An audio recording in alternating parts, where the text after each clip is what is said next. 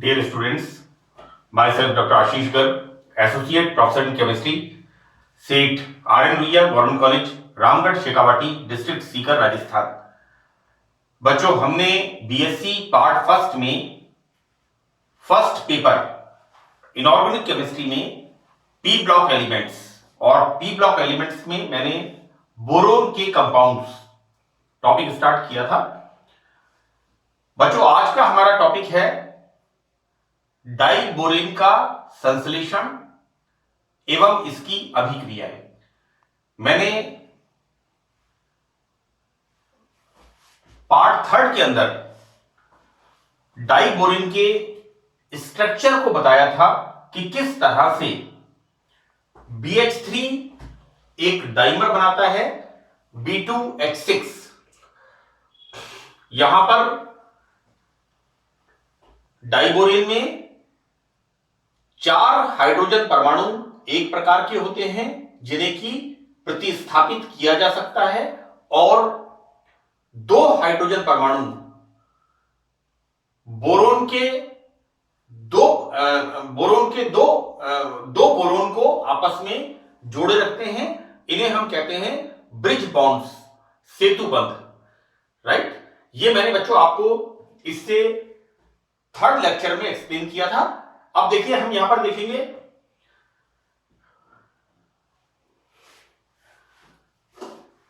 Diborane के बनाने की विधियां और इनकी अभिक्रियाएं। बच्चों, ये जो डाइबोरेन के मेथड ऑफ सिंथेसिस हैं और इनके जो रिएक्शंस हैं, ये थोड़ा सा समझने की कम है और याद करने की ज्यादा है। लेकिन मैंने इस टॉपिक को, क्योंकि ये टॉपिक करीब 2 या 2.5 नंबर का, क्योंकि हमारे यहां यूनिवर्सिटी में 33 मार्क्स का इनऑर्गेनिक केमिस्ट्री का पेपर होता है, तो 33 मार्क्स के अंदर आपको एक क्वेश्चन 6.5 मार्क्स का होता है। यहां पर डाइबोरेन के मेथड ऑफ सिंथेसिस एवं इसकी अभिक्रियाएं, इसके लिए ये सफिशिएंट मैटर है, जिसको मैंने यहां पर लेक्चर में ब्लैक बोर्ड के ऊपर लिखा है। हम यहां देखते हैं बच्चों सबसे पहले कि डाइबोरेन का संश्लेषण। तो बच्चों, पहला मेथड, यहां पर फर्स्ट मेथड B2H6 बनाने का, यहां पर हम टेट्राबोरेन का तापीय अपघटन थर्मोलाइसिस करते हैं और दिस इज द टेट्राबोरेन। इसका हम थर्मोलाइसिस करते हैं और थर्मोलाइसिस करने पर हमें मिलता है B2H6।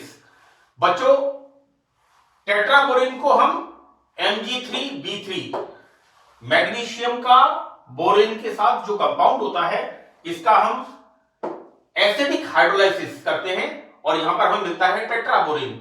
और टेट्राबोरेन का हम थर्मोलाइसिस, ताप अपघटन से B2H6 प्राप्त करते हैं। सेकंड मेथड बच्चों यहां पर है बोरेन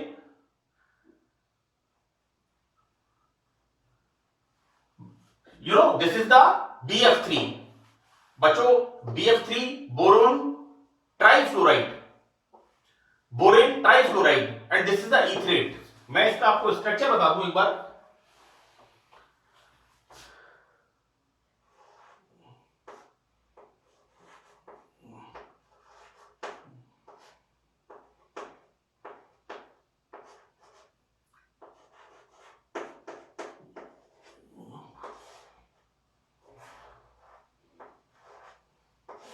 ये इसका स्ट्रक्चर है बच्चों कि यहां पर ईथर BF3 के साथ इस तरह से कोऑर्डिनेट बॉन्ड फॉर्म करता है और इसे हम कहते हैं बोरेन ट्राइफ्लोराइड ईथरेट।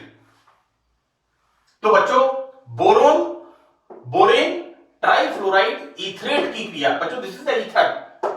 जैसे मैंने आपको बताया था BF3 के साथ NH3 की कोऑर्डिनेट बॉन्डिंग, ठीक उसी प्रकार से बोरेन ट्राइफ्लोराइड ईथरेट का जब रिडक्शन कराते हैं लिथियम एल्यूमिनियम हाइड्राइड से या सोडियम बोरोहाइड्राइड से,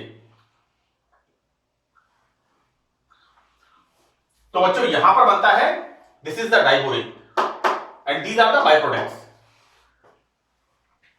नेक्स्ट यहां पर बच्चों है कि सोडियम बोरोहाइड्राइड पर सल्फ्यूरिक एसिड की रिएक्शन से डाइबोरिन संश्लेषित किया जाता है। बच्चों this is the NaBH4 react with concentrated sulphuric acid and formation of B2H6। मैं आपको एक बात बता दूं बच्चों, ये रिएक्शंस बिल्कुल स्ट्रेट रिएक्शंस है ना, क्योंकि किसी रिएक्शन के अंदर रिडक्शन हो रहा है, किसी में थर्मोलाइसिस हो रहा है, तो ये स्ट्रेट रिएक्शंस हैं। इनको आपको थोड़ा सा याद करना पड़ेगा। यहां पर सोडियम बोरोहाइड्राइड की रिएक्शन सल्फ्यूरिक एसिड के साथ and this is the formation of B2H6 diborane. Next हम देखते हैं बच्चों BF3 का पॉलीईथर में, बच्चों this is the solvent, sodium hydride के साथ रिएक्शन कराते हैं, then formation of B2H6। BF3 sodium hydride के साथ पॉलीईथर सॉल्वेंट में डाइबोरिन का संश्लेषण हम करते हैं। नाउ हम देखते हैं बच्चों यहां पर रिएक्शन ऑफ डाइबोरिन। जैसा हम जानते हैं बच्चों कि डाइबोरिन एक वाष्पशील गैस है और ये अकेले या हाइड्रोजन के साथ गर्म करने पर इसका पॉलीमराइजेशन हो जाता है और हमें हायर बोरिन्स प्राप्त होते हैं। So that B2H6 at 100 degree centigrade हमें मिलता है टेट्राहाइड्रोब्यूरेन, दिस इज टेट्राबोरिन। हमें मिलता है B4H10, this is the टेट्राबोरिन। B2H6 को जब 100 डिग्री सेंटीग्रेड टेम्परेचर पे गर्म करते हैं तो हमें मिलता है B4H10। B2H6 के हम 120 डिग्री सेंटीग्रेड पर हाइड्रोजन के साथ, then this is the formation of B5H11. These all are polymers of boron. Next बच्चों यहां पर डाइबोरिन को 180 डिग्री सेंटीग्रेड पर टेम्परेचर गर्म करने पर we got B10H14. These all cyclic structures, right? आप बोरिन के स्ट्रक्चर्स को देखेंगे तो ये 3 डायमेंशनल साइक्लिक स्ट्रक्चर्स होते हैं। इनके फॉर्मूले आपको याद करने पड़ेंगे। डाइबोरिन को 200 डिग्री सेंटीग्रेड टेम्परेचर पर गर्म करने पर हाइड्रोजन के साथ हमें मिलता है B5H9। इस प्रकार हम देखते हैं कि डाइबोरिन या तो अकेले या फिर हाइड्रोजन के साथ गर्म करने पर यह पॉलीमराइज होती है और हमें बोरिन के विभिन्न पॉलीमर हमें मिलते हैं।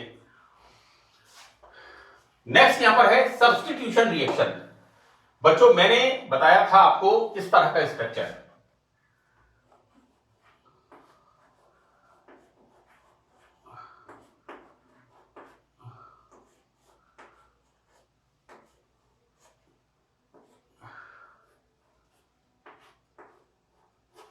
मैंने आपको इस तरह का डाइबोरिन का स्ट्रक्चर बताया था और उसमें ये कहा था आपको मैंने कि दो बोरिन को जोड़ने वाले हाइड्रोजन ये होते हैं ब्रिज हाइड्रोजन। इनका नेचर अलग प्रकार का होता है और जो हाइड्रोजन सिरे पर होते हैं जो कि बोरिन के साथ सिग्मा बॉन्ड बनाते हैं, इनका नेचर अलग प्रकार का होता है। बच्चों यहां पर प्रतिस्थापन अभिक्रिया, ये चारों हाइड्रोजन जो कि सिरे पर स्थित होते हैं, ये हाइड्रोजन हेलोजन के द्वारा एक एक करके प्रतिस्थापित होते हैं। बच्चों यहां पर B2H6 react with halo acid, then the formation of replacement of one hydrogen. Now again this haloborin react with halo acid, then formation of again replacement of again second hydrogen. इस तरह से बच्चों यहां पर ये चार हाइड्रोजन हमें मिलता है B2H2X4। This is the formation of B2H2X4। मैं एक बार फिर बता दूं कि यहां पर ये चारों हाइड्रोजन ये हेलोजन से प्रतिस्थापित होते हैं और हमें यहां पर मिलता है B2H2X4। जब हम डाइबोरिन की रिएक्शन HX के साथ कराते हैं तो यहां पर ये सिरे वाले चारों हाइड्रोजन प्रतिस्थापित होते हैं और हमें एक इस तरह से B2H2X4 का फॉर्मेशन होता है। नेक्स्ट रिएक्शन यहां पर है बच्चों डाइक्लोरीन की NH3 के साथ reaction, right. It's a very common reaction. यहां पर formation of like this is the formation of coordinate bond with BH3 निम्न ताप पर, लो टेम्परेचर। एक्सिस अमोनिया के साथ जब डाइबोरेन की रिएक्शन होती है तो इस तरह से फॉर्मेशन ऑफ ए अडक्ट। बच्चों यहां पर ये फॉर्मेशन होता है, मैं आपको बता दूं, लाइक दिस।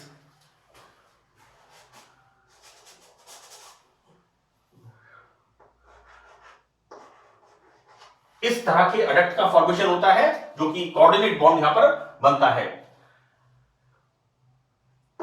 इसका दूसरा प्रकार कि डाइबोरेन और अमोनिया को हाई टेम्परेचर पर 1:2 के रेशियो में रिएक्शन कराने पर प्राप्त होता है बोरेजोल।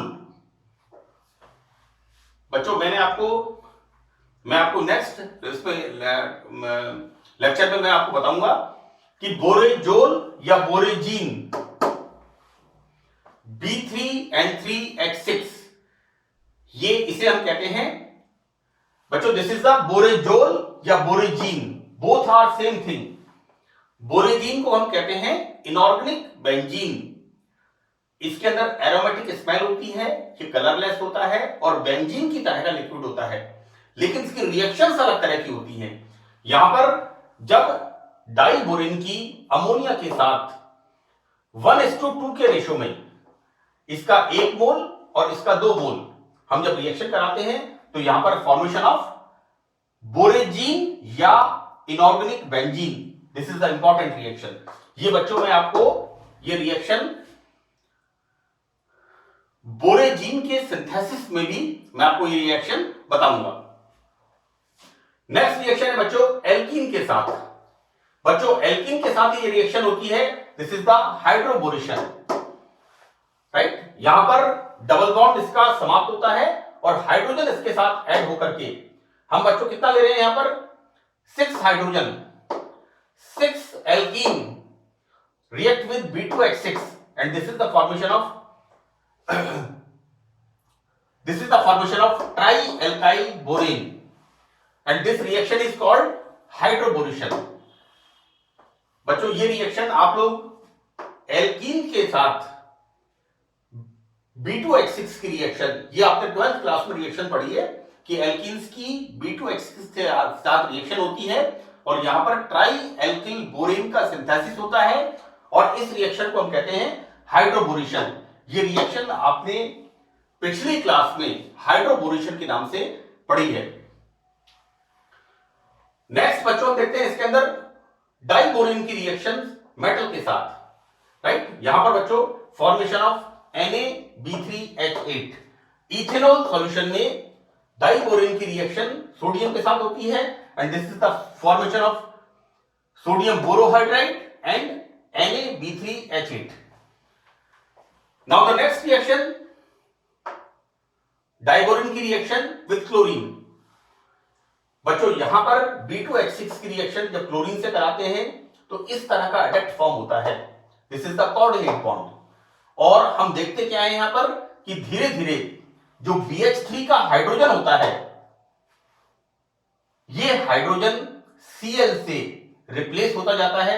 हम यहां देखते हैं बच्चों formation of this, next Cl2, 1 hydrogen again replaced and now we got BCl3, यानी B2H6 की रिएक्शन हम जब क्लोरीन के साथ कराते हैं तो हमें मिलता है BCl3, बोरेन ट्राइक्लोराइड।